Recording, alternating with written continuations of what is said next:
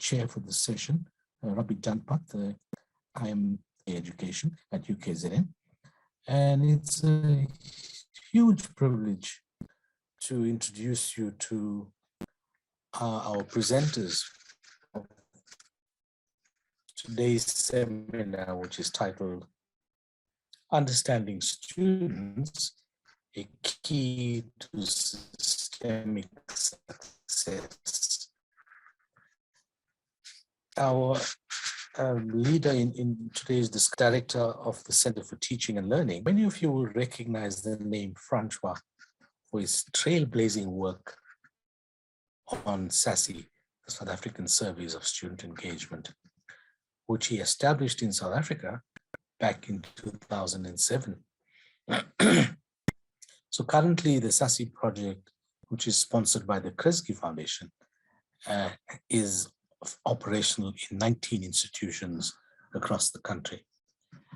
His co-presenter, Dr. Sonja Lutz, is a researcher and a fellow of the Committee for International Cooperation and Development at the University of Pavia, or is it Pavia, Italy. And like Francois, Sonja student development programs and has published nationally and internationally on student development, engagement, and success. So in today's presentation, Francois and Sonja will reflect on their understanding of students prior to and during the COVID-19 pandemic by drawing on different data sources, such as the National Student Engagement Database of Learning Materials conducted by Francois and his team at UFS in 2020 on behalf of the Department of Higher Education and Training. I would strongly urge participants to study this report, which is available on the UTLO website. Now, those of you who have worked with Francois will recognize that spontaneous and hearty laughter, which says, stop sweating the small stuff and enjoy the big, beautiful picture. But beneath that boisterous laughter is an immensely kind man who finds it difficult to say no when asked to share his experience. And I am one of those who frequently abuses Francois. Thank you, Francois, for tolerating my abuse. So Francois and Sonja will speak for around an hour, followed by Q&A and discussion. Please welcome Francois. Thank you. Thank you very much, Professor Danpath. Ravi, it's always a pleasure to work with the UTLO. Our friendship and collegial interaction goes back a long way, and I definitely don't see it as abuse, but as mutually enriching. So thank you so much. It's a big privilege for myself and Sonja to be here. Sonja is in the driver's seat with the slides. I'll start us off and then hand over to Sonja, and then I'll handle some slides in the end as well. So as Ravi indicated, we're talking about understanding our students, and I thought to use this picture, Eastern quote or Asian quote from Confucius: learning without reflection is a waste. Reflection without learning is dangerous. I think a lot of us might feel like the zebra, or the, I don't think quaggas necessarily, but the zebras, and that it has been a rough 2 years, especially 2020. But I chose this picture because we so appreciate having this platform where we can take a breath and reflect. And if I extend the metaphor, you can view the water or the reflection there as the data we're going to share with you. This is definitely a discussion for us and a joint reflection session. So If anything is unclear, please let us know during the conversation. Post your questions in the chat, and then we can have a lovely conversation towards the end. So Sonja, next slide, please. So we're going to look at different data sets. We're going to start off with 2018 report, which we did for actually 3 reports that we did for USAF. And I'll talk more about that. Then Sonja will take over and share some data from the Salium, but also we're weaving into this presentation some of our newest student engagement data from 2021. Sonja will also speak a little bit to some of the challenges that have been magnified by the pandemic. And then finally, we'll share some possible implications for systemic and institutional success or student success towards the end. Next slide. So the collaboration with USAF has been continuous, and it's a wonderful relationship that we're deeply grateful for. At the time when this was requested, most institutions had a measure of the undergraduate students' learning experiences, but they didn't all have a similar purpose, and there were differing methodologies. Not that that's necessarily bad, but to get a national view, USAF said and requested us that we use the student engagement surveys to get a bird's eye view of students' experiences and their engagement in South African universities. The database provides guidance to understand students' learning experiences and to use that data to enhance institutional design. Next slide. So here's pictures of the 3 reports. Most of the data that I'll be talking about is report number 1, the key to systemic success. The key question was, what can we learn from the student engagement data to inform how we understand our students and design responsive institutions? I've put the link there for you. There you can see the numbers. The data is actually 2015 to 17 from the BUSI, the Beginning Survey of Student Engagement, which is mainly first years, then SASSI, which is first years and senior students, and then LESI is the lecturer perspective. All of this was integrated in these 3 reports. Next slide, please.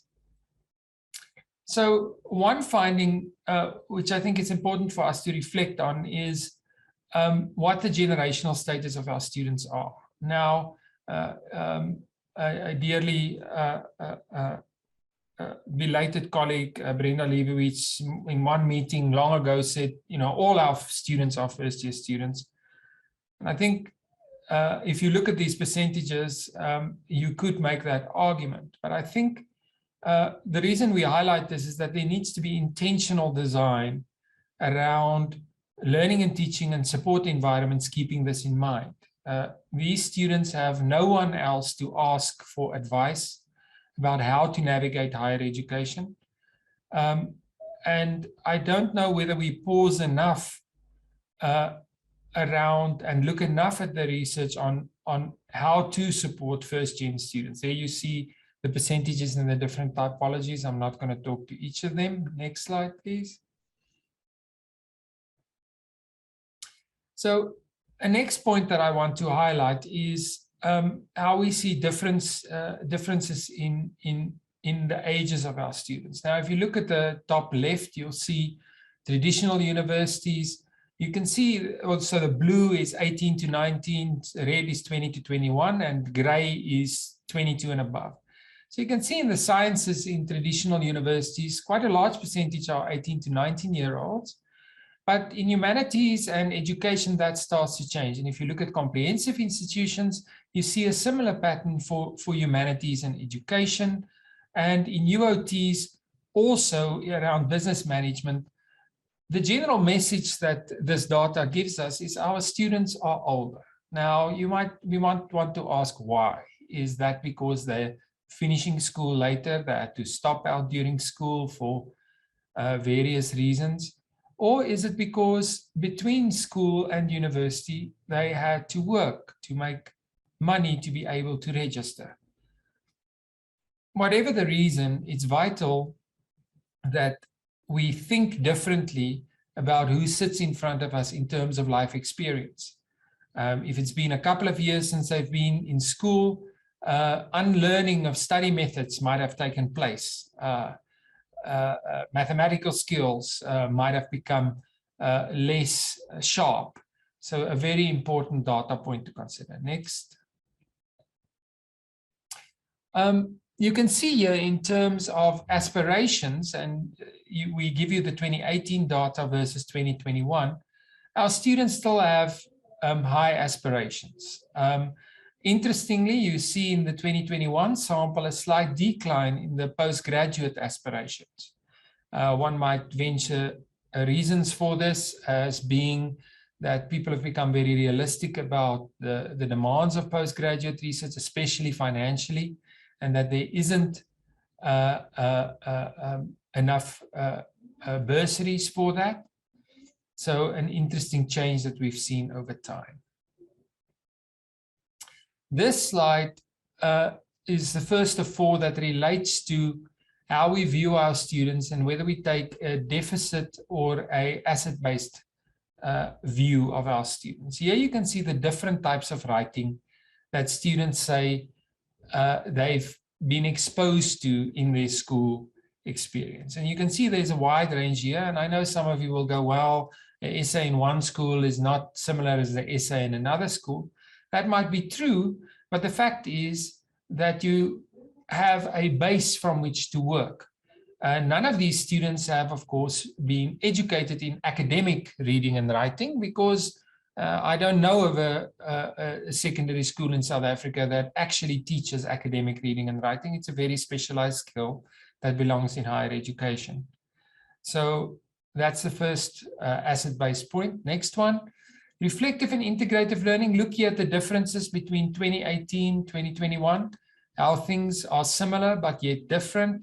Students saying that they included diverse perspectives in their assignments, that they can look at strengths and weaknesses, and that they can better understand someone else's view by imagining what that other person's point of view is.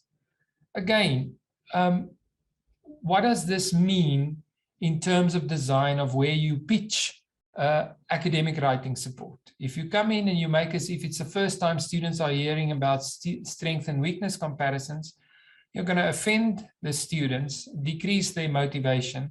So a very important difference. Next slide, please.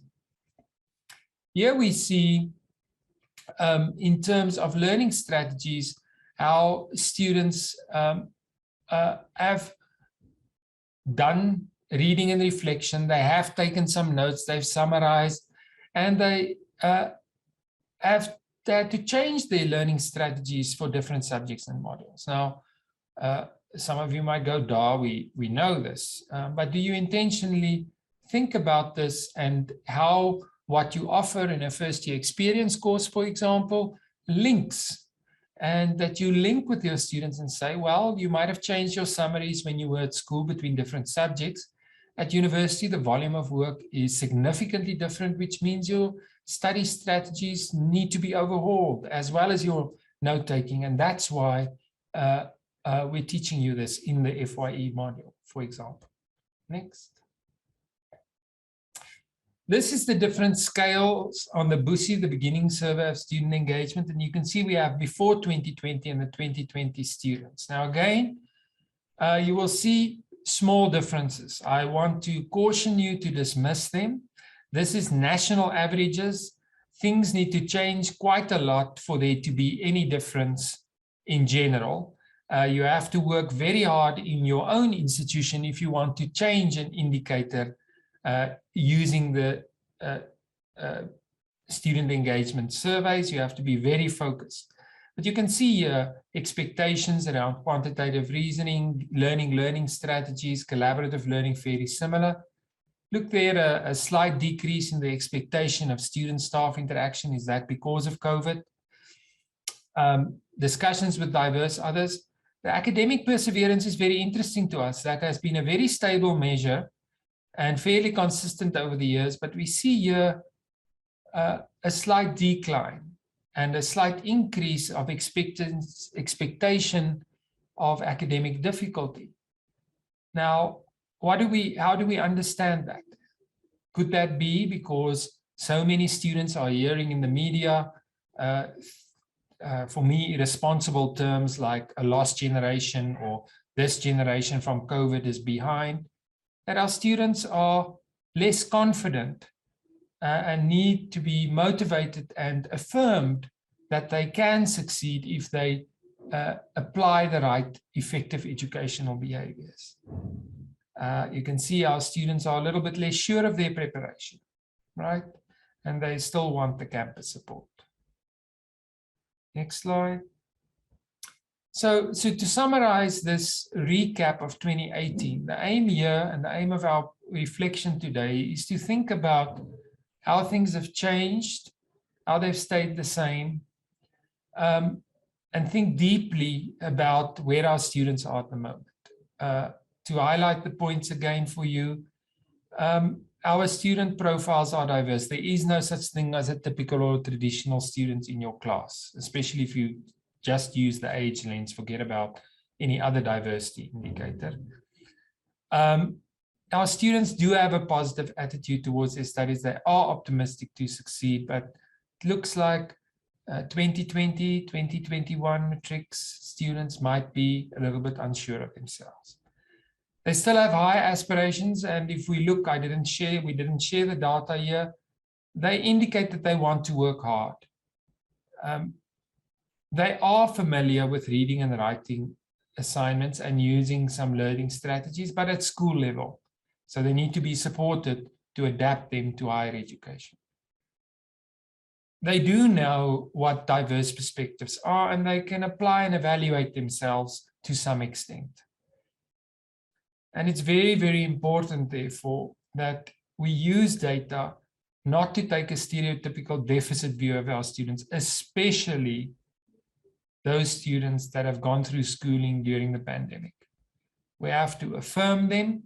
We have to work with what they bring and meet them where they are and design our support moving from there. So with those introductory comments, I'm going to hand over to Sonja. Sonja, over to you.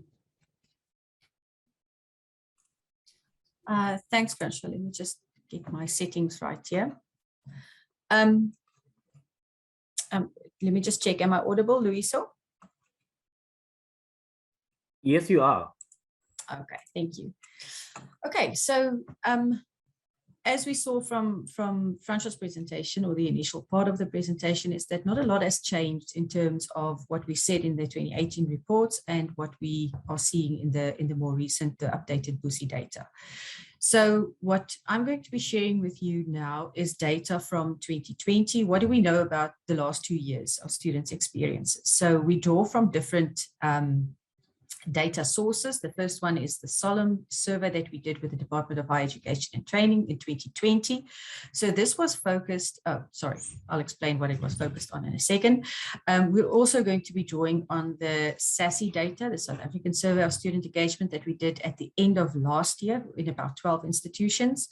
And then we're also going to be introducing the 2021 survey, that also a national survey that we did with USAF and the Council on Higher Education. The formal launch of that will only be in May, but just to triangulate some of the data sources or data points, we're going to bring in a couple of those data points. So the Solemn survey was originally intended to be focused on learning materials, and especially NSFAS students' engagement with learning materials. And the timing of this was good. we made use of the timing of the survey or the need for that data to introduce what happened before lockdown and what happened after lockdown. So this was done in about June, July in 2020. We had great participation. We had about 24 institutions participating. We had the whole sector working together to formulate the questions and so forth, to understand what students are going through. We had lots of qualitative data that we had to work through as well. So I'm not going to go through all of the data points. I'm just going to focus on some key things that stood out for us, particularly related to how students engaged with technology during this time, or the role that technology played, and how that influences our understanding of the new context that we are in with our students. So initially, like I said, this was June, July 2020. We asked students whether they had access to devices. So as you can see there, the difference between the NSFAS students and non-NSFAS students, about half of the NSFAS students said yes, they have a laptop. About 70% of students not funded by NSFAS had access to a laptop. And this varied. There was some extreme variance between institutions as well, literally ranging from 17% at one institution to 93% at another institution of students having access to laptops. What we do know is that the majority of students had to rely on smartphones. And when we talk about smartphones, what students described to us in the qualitative data was small screens, outdated software. There's not a lot of space. You can't download something and save it on your phone. So there were lots of issues with the smartphones as well that they had to work with. In terms of access to electricity, having a quiet place to study, connectivity issues, you'll see here that while the majority of students said that yes, they are able to charge their devices, they have access to electricity, still about 23% of the NSFAS students said that no, they did not have, they cannot charge their devices whenever they needed to.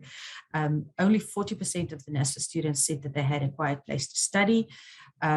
And only 43% of them said that they had reliable connectivity. I'll touch on that a bit later again. Data was another big issue, as we know. So the majority of students, whether they were on NSFAS or not, or receiving NSFAS or not, had to rely on data bundles. And as we know, data bundles are quite expensive in South Africa. Almost half of the NSFAS students had access to free data or data through their institutions, and students not necessarily on NSFAS or not receiving NSFAS bursaries, about a third of them had Wi-Fi or fiber at home, which also made a difference in their experience. So in 2021, or in 2020, we did not administer the SASE. Collectively, with the sector, we decided that we're going to be tweaking some of the questions. We're going to add a few topical modules. So we added 4 topical modules. One of them we're sharing today, the Learning with Technology module. So this gives us an interesting insight of, now we know what was happening in 2021, mid-year 2020. So what happened since? At the end of 2021, we asked students in the SASE, and as I said, this was about 12 institutions or so, or 11 institutions that participated in the SASE. We asked them, how often do your modules or your subjects require you to use the following technology? And then we differentiate between hardware, online tools, university-supported platforms, external websites, and so forth. And by October, November 2021, the vast majority of students were still required to do this or every day to engage with these online modes or platforms. And this also corresponds to what the lecturers told us in the CEPTLF survey. So the CEPTLF survey stands for the staff experiences of and perspectives on teaching and learning and its future. So in 2021, we also did, in collaboration with USAF and the Council on Higher Education, the staff survey. So the staff were also telling us that yes, blended learning is here to stay.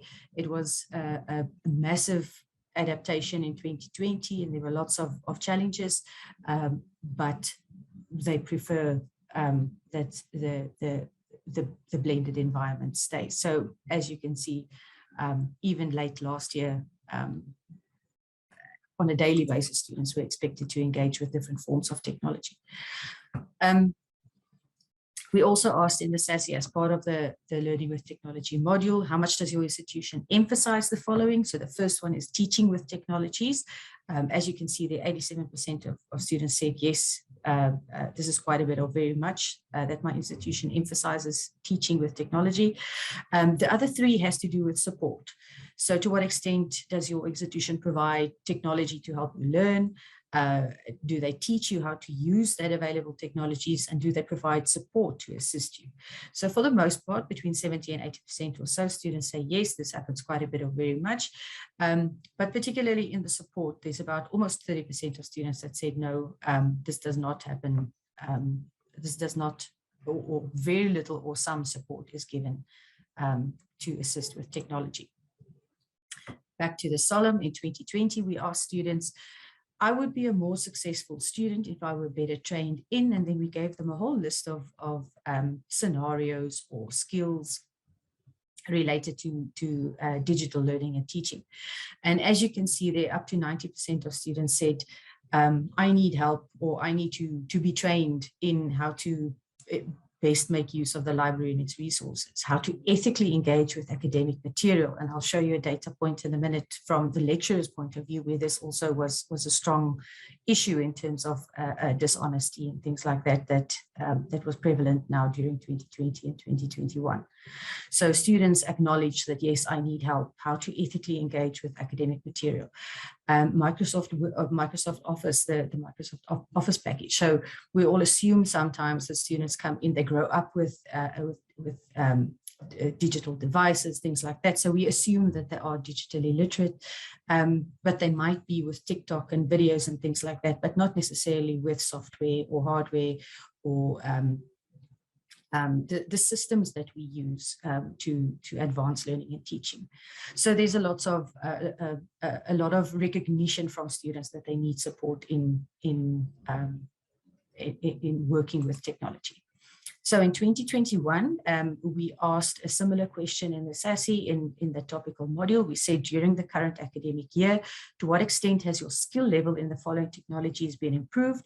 And as you can see there, from hardware, software, online tools, the use of university-supported platforms, external websites, between 80 and 90% students said yes, quite a bit, very much. And obviously, if you are required to use this on a daily basis, all of these, then your skill levels will improve quite a bit or very much. So there's a sense that from both the 2020 data, student data, and the 2021 student and lecturer data, that 2020 was a bit chaotic in terms of people trying to adapt, not having the appropriate access to things. But it does seem that 2021 was a little bit more structured, and people were a bit more used to the environment, and they actually gained some things during 2021. Then in the solemn, we touched a bit on the quality of blended teaching and learning, particularly related to learning materials, or the remote learning materials that they had access to. And we asked them, to what extent have the remote learning materials provided clear learning outcomes, given me access to relevant content, explained new content and concepts carefully, been well organized, sequenced, provided activities to engage critically, paced activities, provided clear instructions, required assignments, and offered opportunity for feedback on assignments. So in general, if you give that an average score, let's say about 2/3 or 65% on average, students said that yes, this happened very much or quite a bit. So at the time when we reported on this, it didn't seem that bad, considering this was emergency remote learning materials that had to be put together quite quickly for students. So at the end of 2021 in the SASE, we also asked a similar type of questions, but this was not directly related only or not limited to the learning materials. This was more about in general, the digital learning and teaching experience in general. So to what extent has this, in 2021, in the current year that this was done, to what extent has this given you access to content that is relevant, provided activities which encourage you to engage with this content critically, paced activities so that you have a reasonable amount of time to complete them, provided clear instructions and used a level of language that was easy for you to follow, and required you to complete and submit assignments. So as you can see, while you can't put them next to each other and say this is a comparison, the paced activities, for example, is also lower here than it was as it was in the 2020 sample. So that was also corroborated in the qualitative data, where a lot of students told us that they felt a bit rushed. It was one assignment after the other one, after a test, after a quiz, so they didn't feel that activities were paced. So that's corroborated across different data sets, but also in general, the scores are a bit higher. So students are a little bit more, it seems that they're a little bit more positive about the experiences and the quality of experiences that they had in 2021 compared to 2020. Just to give you a bird's eye view of the SASE indicators, as I said earlier, we didn't administer the SASE in 2020. So just when you look at the comparison between 2019 and 2021, in terms of higher order learning, we see a bit of an increase there. As Francois said, it takes a lot to move these needles. These are averages or they mean scores out of 60. So they are difficult to move. So this is quite interesting to see that the higher order learning is a bit higher here, even the reflective and integrative learning. So the three items that Francois spoke about earlier that also relate to reflective and integrative learning was from the BUSI sample. So the first years and the senior students were saying the same thing in 2021 in terms of that they are or they are engaging a bit more in reflective and integrative learning, or they have been in school, as the BUSIs asked, and in the SASE they're saying that they are doing it now. We are yet to give feedback to the individual institutions, and it would be interesting to hear from the institutions why they think students are telling us this, why they think that the higher order learning is more advanced in 2021 than it was in 2019. There's a big increase in the learning strategies. That might be because they were forced to use different strategies to engage with the work, but it might also be because we tweaked the scale a bit, the learning strategies and the quantitative reasoning scales with the sector in 2020. What does stand out and what is corroborated by other data points as well is the decrease in collaborative learning. So we know from the Solemn data, we know from the CEPTLF data that peer learning took a bit of a knock during 2020 and 2021, particularly because of low tech approaches that people had to take, not necessarily having access to pure online classes because of connectivity and device and data issues and so forth.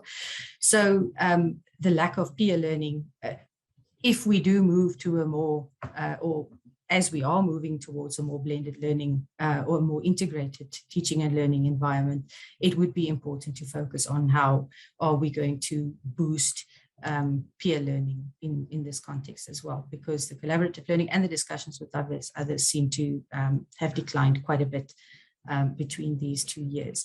Student-staff interaction, similarly, it is already a low indicator or low scoring indicator as it is internationally, but even more so now at the end as we are exiting the pandemic. So, and this doesn't necessarily measure students sending an email or talking to the lecturers on WhatsApp. It measures a bit more in-depth interactions with staff about career plans, about discussions about interesting topics related to the discipline. So it's really that connection between students and staff. Effective teaching practices looks more or less the same, which is a good indicator, and it also corresponds with some of the previous data points. And then we see a little bit of a decline in the quality of actions, which also relates to the decline in student-staff interactions and collaborative learning. So the less interaction you have, or the more impersonal interaction you have, the worse the quality of interactions are, which is quite a big issue that we need to address in a more blended learning environment. And then the same expectations or the same experiences in terms of supportive environment, which is not bad considering that a lot of support structures had to be online. Just to give you a taste of some of the qualitative responses that students shared with us in terms of their experiences of learning with technology. This is from the Solemn survey in 2020. I'm not going to touch on all of them. I'm just going to highlight a few of them. So for example, number 2 there, connectivity, data and devices, listed under the benefits of technology. if those things were there, if students had good connectivity, they had adequate data, and they had appropriate devices, this was not a big stretch for them. They actually enjoyed the experience. It was convenient for them to be at home and study from there. So if those things, if the basics were addressed, the change or the adaptation was not that bad. And the same goes for number 4, developing skills, competencies, and knowledge. So if students already had the skills to work with their data or to work with their devices, if they knew how searches work, things like that, they had a much better time during this time. Number 5 and 6, a lot of students told us that they actually did better. This might be, and we heard this from the lecturer survey as well, it might be because lecturers were a bit more lenient maybe, but it also might be because a lot of students told us that they actually had to engage a bit more with their work on their own because they weren't spoon-fed in classes. So they had to spend a bit more time on their own, and they had to revisit things, and they were able to revisit things with recordings and things like that. And then lastly, just here, becoming an independent or self-directed learner, number 11, there really was a sense of accomplishment from the students when they spoke about the benefits of learning with technology. Because they felt that they achieved something, or they were able to manage all the challenges, and they were able to continue with their learning even in the circumstances that they had to master. Just a couple of quotes to share about the benefits. There's a lot more access to learning materials, and it is extremely beneficial to have recorded lectures, which I can refer back to and rewatch if something is unclear. So that's something that were also one of the key things that stood out from the CEPTLF, from the lecturer side, the value of that recorded lectures or the voiceover slides, things like that, that many lecturers also said that'll definitely be something that they keep doing. And the bottom quote there, I feel it's easier as I usually have to take 4 buses to get to university and back home. So this person was just the convenience of and saving time, saving money. That was a recurring theme from students, as I said, what some of the benefits are of this more flexible arrangement in learning. So some of the challenges, by far the three things that stood out most were connectivity, data, and devices. Students had a really, really tough time just accessing their work, or just managing to do their work on an inappropriate device, or things like that. So those were the 3 main things that came through in the qualitative data that were affecting students. Then number 4, the skills and competencies. A lot of students then, they received a laptop, but they don't know how the laptop works. They haven't worked on a laptop, or they don't know how the programs work, things like that. So skills were also a big issue that they had to overcome while running. And of course, they obviously didn't have access to practical work. They couldn't access campus. There was a lot of miscommunications on online platforms because people are not used to doing formal communications or extensive communications with students when it's not face-to-face. You can't sit there and ask questions. So there were some miscommunications. Mental health was a big issue, as we all know. And lastly, just number 15, the intersection. So the challenges, it wasn't just one of these, it was 2 or 3 or 4 of these that really made an impact on students and their experiences. Just a couple of quotes on the challenges. It's very challenging and frustrating at times when you don't know how to use technology. As I said, this was a recurring theme, students not necessarily knowing how to best use their devices when they do have access to them. And then sometimes family does not understand that we have to study.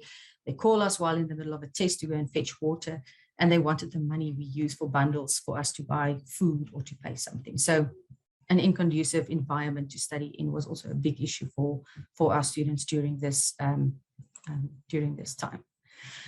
So just a few challenges that these are not new challenges, but because of the pandemic, they sort of stand out a bit more now. They are magnified. So in the SASSI survey, we started asking in 2016, we started asking this question after the fees must fall protests, we started asking students how they are paying for their university studies. So we have the whole financial stress scale in this essay, and this is one of the questions. And since 2016, you can see how the numbers of students receiving NSFAS climbed.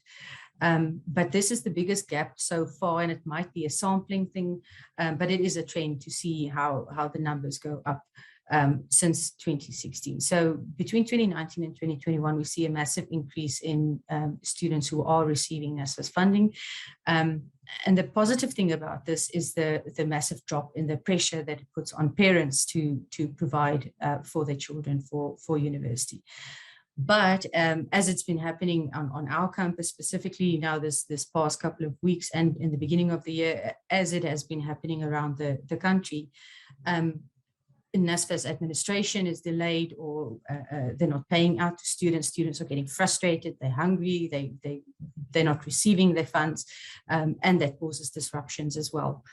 So this, while the intentions are good and more students are supposedly receiving NSFAS, if the administration of that is not sorted out, then disruptions will be a permanent fixture at our universities. Food security. We introduced, I can't remember when we introduced I'm sorry, it's the same, of course, it's in the same scale. So since 2016, we also introduced the food question, where we asked students in the past year, were there any times that you ran out of food and could not afford to buy more?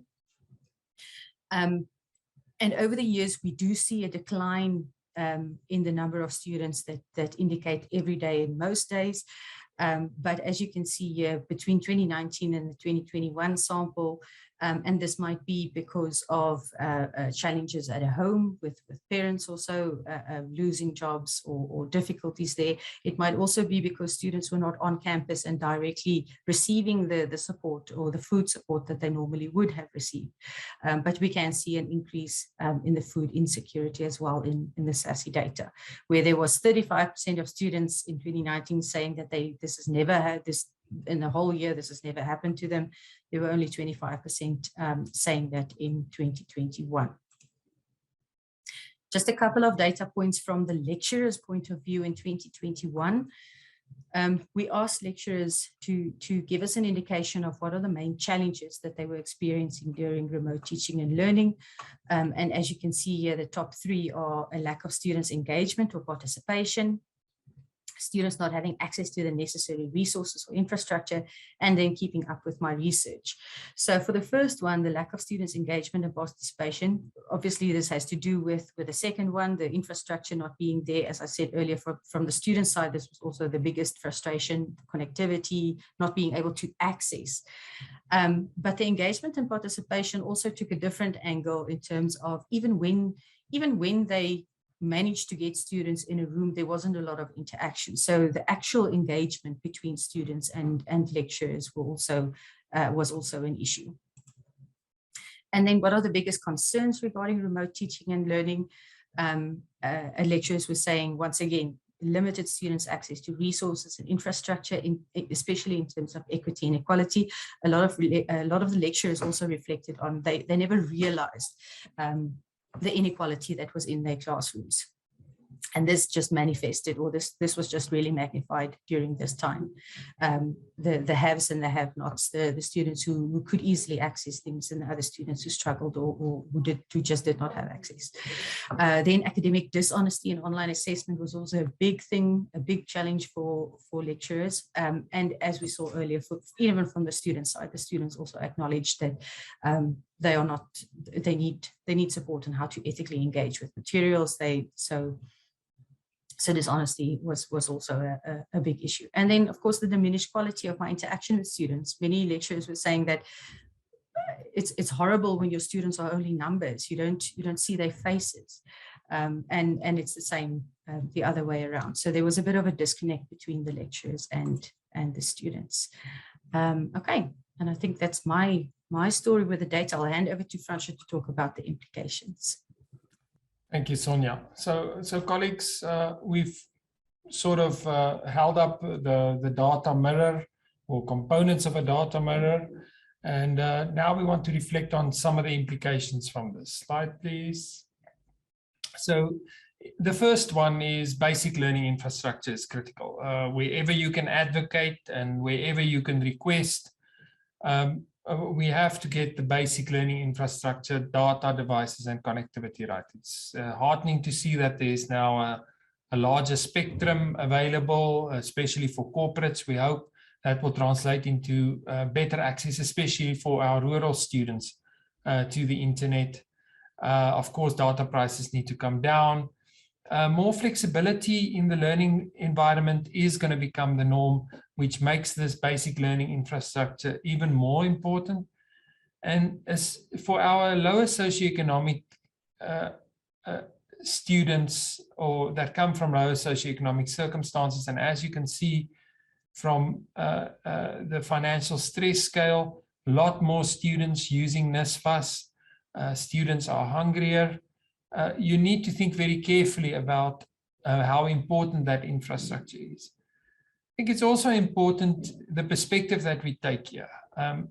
We can view this as a huge deficit, or we can view it as an opportunity to bridge the digital divide, to create more resilient, equitable learning environments that are better than the environments we had before the pandemic. Next slide. The second implication for us is digital skills development in every institution and nationally. We cannot have enough of this. All our institutions need to intentionally design digital skills development that ideally integrates information and media literacy, the ability to do effective searches, use academic texts ethically, knowing the difference between fake news and reliable perspectives, and integrate that with academic literacy so that you create graduates with the attributes that are employable in the 21st century world of work. Ideally, these digital skills development courses need to be front-loaded in FYE initiatives or across all first-year courses or specific courses. And then critically, our academic staff need to be trained in how to integrate technology with their pedagogy, not pedagogy with technology. And at the very least, we need to invest in creating learning designers, developing them and making use of them to create these new environments that are more equitable for students to learn in. Next slide. Speaking about those environments, we need to advocate for platforms, and if you have an LMS, you need to advocate that that platform should be able to give access to affordable textbooks, that it can that you can put institutionally developed materials on them. Most of them allow that, but also open educational resources. These platforms need to be designed based on universal design principles that enable access not only to students with disabilities, but better access for first-gen and vulnerable students. The aim would be to create a flexible platform system in our institutions that allows students to learn in different ways at different times in different spaces.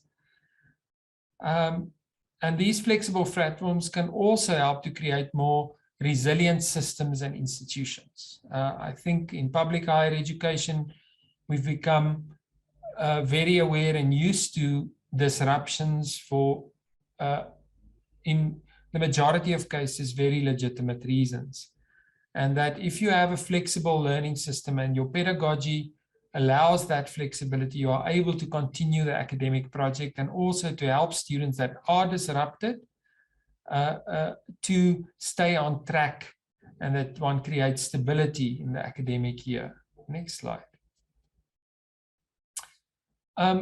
Very importantly, we must provide holistic support for students under financial stress. I'm not going to reiterate the data Sonja shared.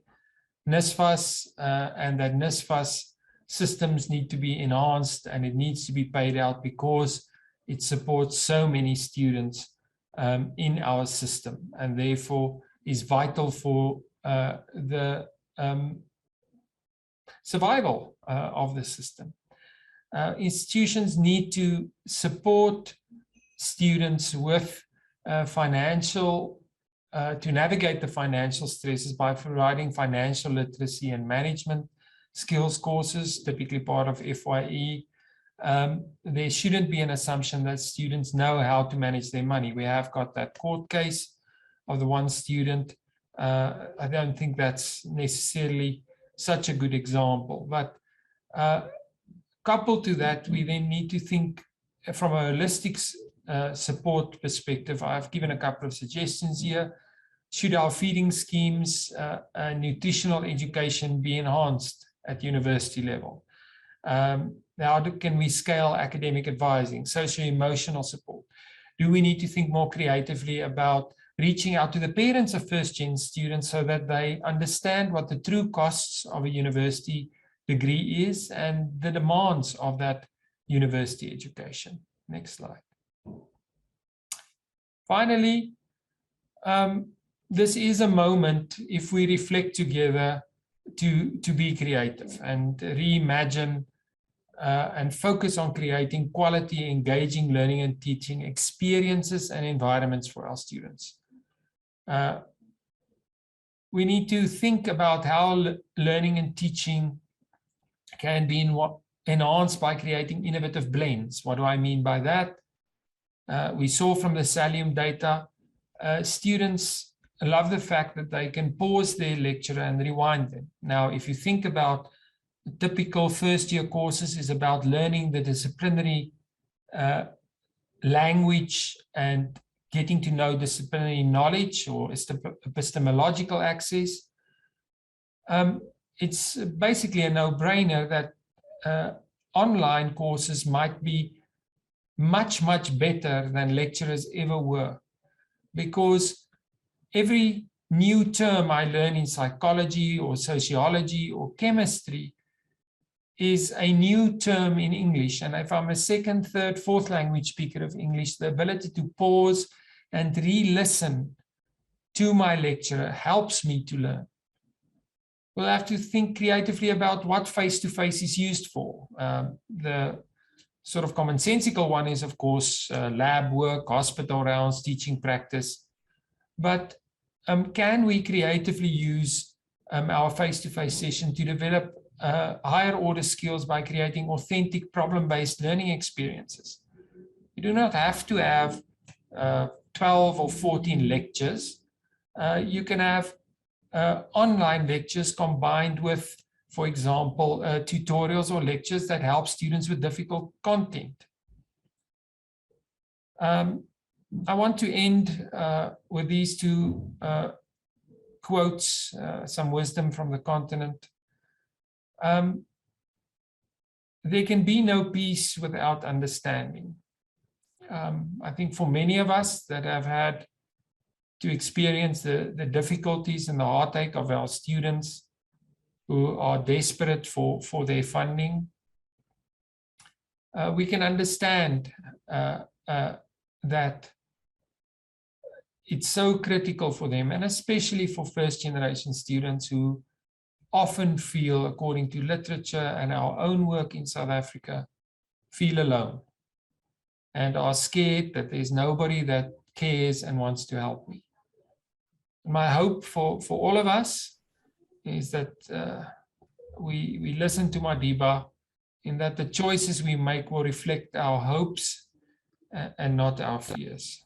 Thank you very much, Chair. We look forward to discussions and questions and contestation. Thank you very much, Francois and Sonja, for that lucid presentation, which gives us a glimpse into our institutional that we need to begin through the eyes of students if we want to be useful and relevant. So I'd like to open up the discussion to the group. Please feel free to chat room or raise your hands. When you raise your hands, I appeal to you to be brief. Are you asking a question or making a comment, and then as far as possible, we will try and cluster similar comments or questions before posing it to the team. Thank you.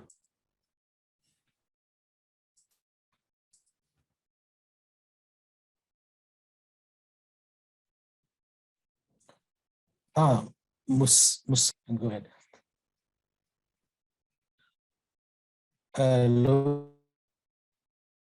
Luis, are the speakers unmuted?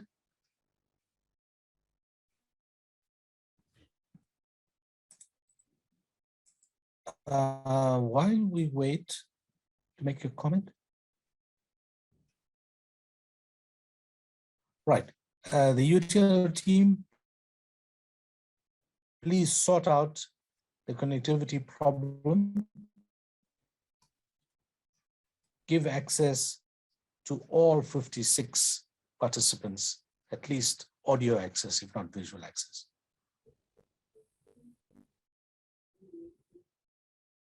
Let's while we give them an opportunity to fix the system, can Percy, you put your comments in the chat and we'll respond there. Oh, I see, Percy, you have been given access. Go ahead.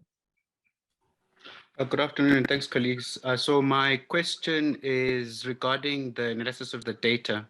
I think largely most of the data is descriptive that we received today.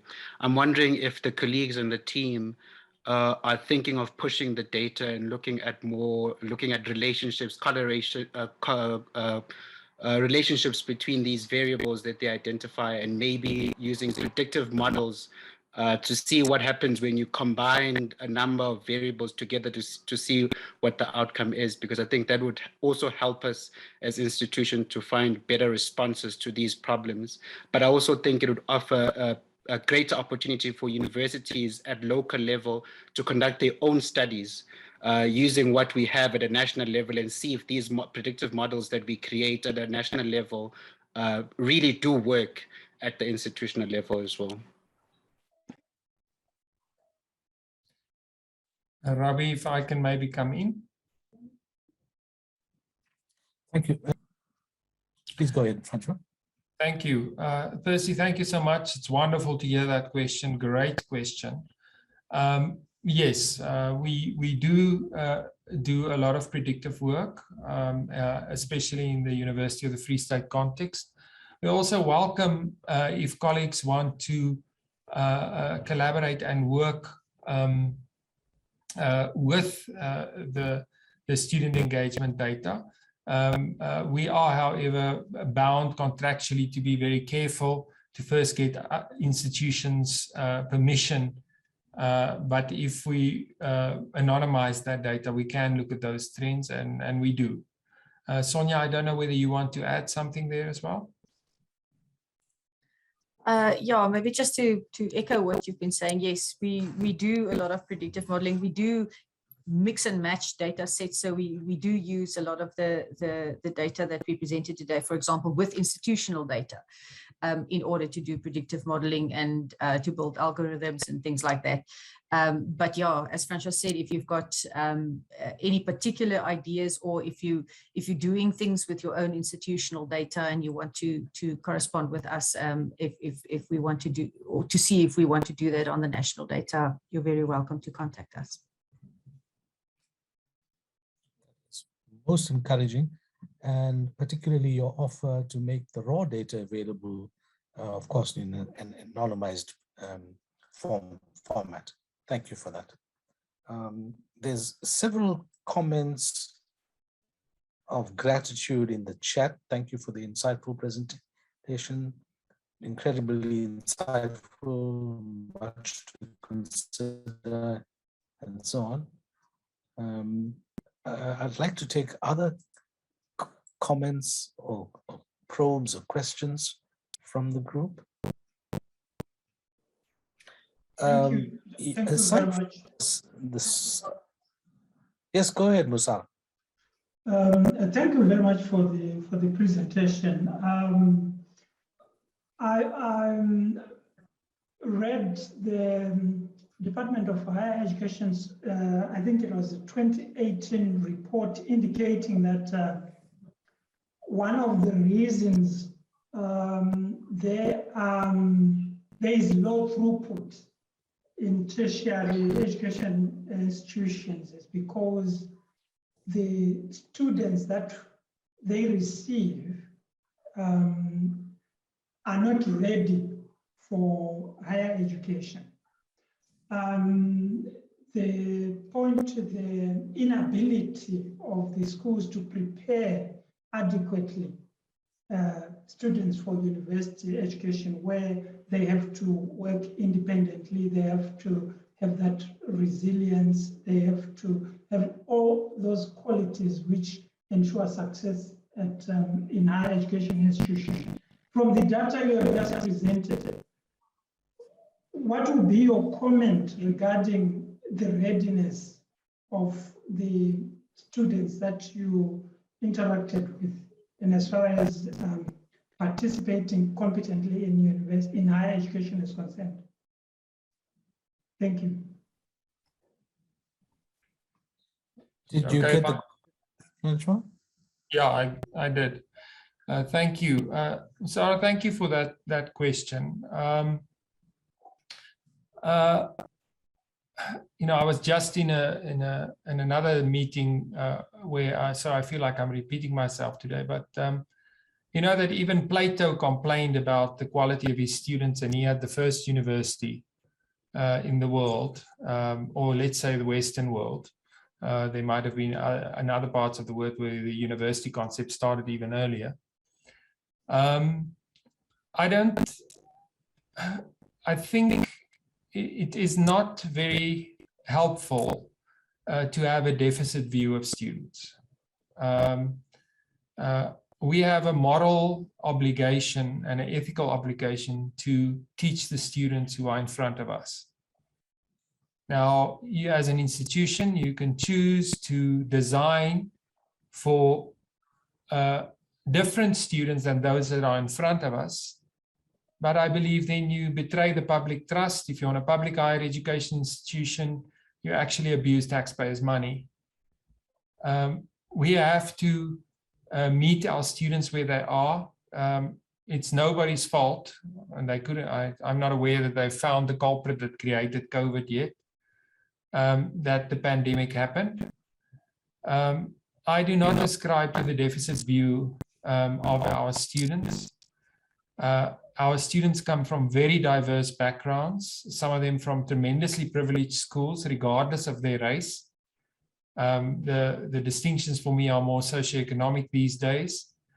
And students that have overcome phenomenal challenges in their immediate environment to make it into university. And I believe we have a moral obligation to create an equitable environment that supports all of them to succeed. I'm not with that saying that there aren't problems in the secondary school system. I am not naive, there are, but I don't think it's particularly helpful to shift the blame. We have a responsibility to these young people to help them get quality degrees so we can change the trajectory of their lives and the lives of their families and their communities. So that's my view. Sonja, I don't know whether you want to add something to that.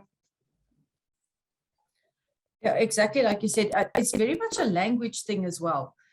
The moment you say underprepared students, you're saying that the problem lies with the student.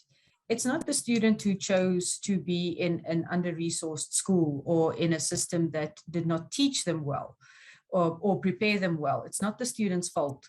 So as Francois said, we need to take what we get in, regardless of whose fault it was that they are not prepared, but it is not the students' fault that they are not prepared as they should be when they enter higher education. And we need to support them rather than say that they are underprepared, because then it sounds like you are blaming the student for being underprepared.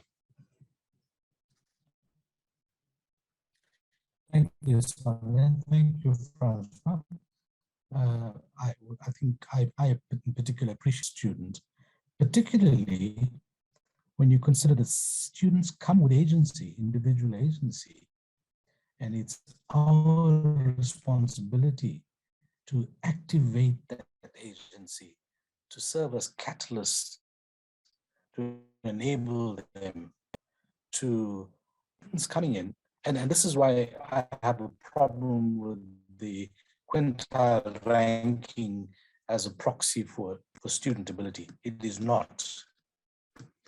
We found that even students coming from lower quintiles, if lavished with support in the first year, they move on seamlessly into successive years on par with students from advantaged backgrounds. So I do appreciate the shift in gaze about it come from. Colleagues, we are open for further comments.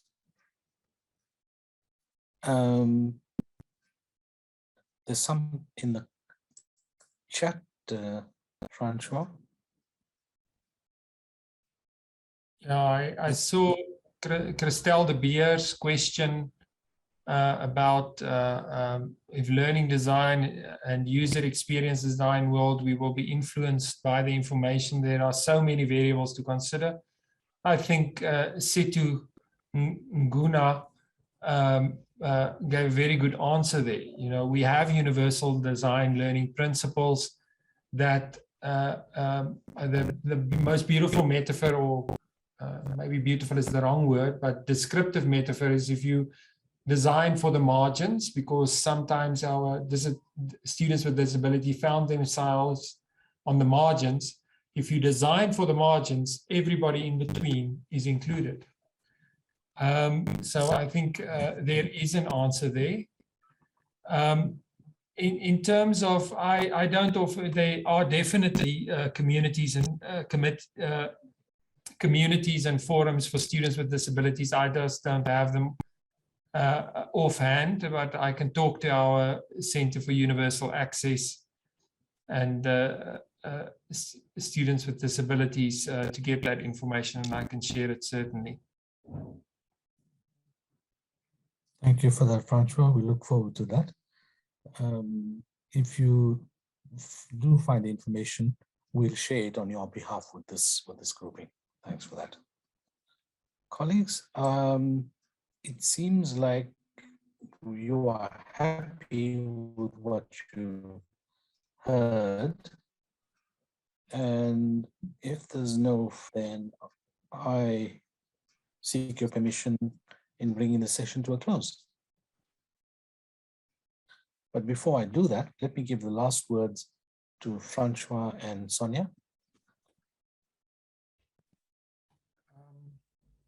Maybe I can start by thanking you for the opportunity to be with you today. You are welcome to email us and to contact us at the university if you want to talk further. I just want to maybe make you aware that in May, I just saw the email popping into my inbox. There will be a USAF, joint USAF CHE webinar, which we will do on the staff survey in 2021. We will go into depth on how academic staff and academic leaders are thinking about the future of teaching and learning. But thank you so much, Ravi. From my side, over to Sonja. Yeah, thank you, Ravi and Luiso, for considering to invite us. I think it's important for us to share the work that we do, and it's nice that it's always nice that people find it helpful. So yeah, please contact us if you want to know more. We're also happy to share the other reports with you as they become available to share. Thanks. Thank you for graciously being part of this conversation. And hopefully it's the beginning of an extended conversation. And thank you, colleagues from different institutions around the country for making time to be with us. And we look forward to your further contributions on this crucial subject. Thank you all.